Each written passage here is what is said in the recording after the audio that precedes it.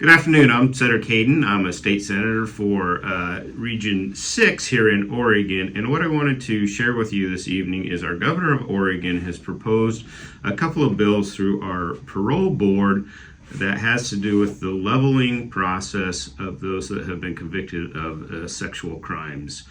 And one of those bills that I'm really concerned with is Bill 821.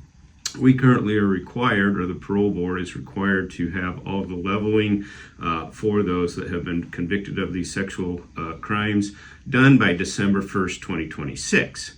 There are over 18,000 people that have not been leveled up to this point, and so what the governor is recommending in this bill is simply to remove the requirement for that to be done at any time certain. So Senate Bill 821 is up for a hearing on March 6th in Judiciary, which would remove any requirement for the board to complete the process of leveling these sex offenders. More concerning is Senate Bill 820. Again, it is up if you would like to engage and testify with that. Senate Bill 820, brought to us by our governor here in Oregon, would take the over 18,000. The parole board says that there's 18,110 individuals that have not been leveled.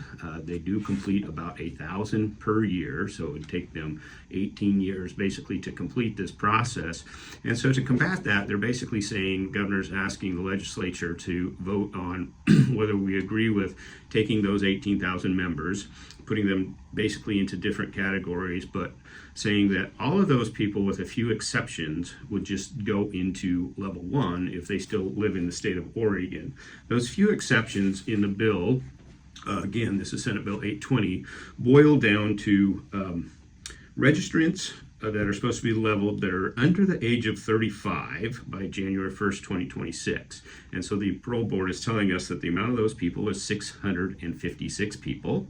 So if you're under 35, January 2026, or if you have been convicted of multiple separate offenses on separate dates, and that number, we're told, is 209. So basically you're taking over 18,000 people and saying we are only going to look at and level less than 1,000 people, and voila, then we don't have to have removal of that deadline, because we can get that accomplished by January 1st, 2026. The only way that they're accomplishing that is they're really basically only looking at sex offenders that would meet into those two categories of 35 and under after January 2026, and if they have multiple sex offense convictions, and those categories would be taking a category of about 18,000 people, a little over 18,000 people, and reducing it less to 1,000. And we hope that you reach out to your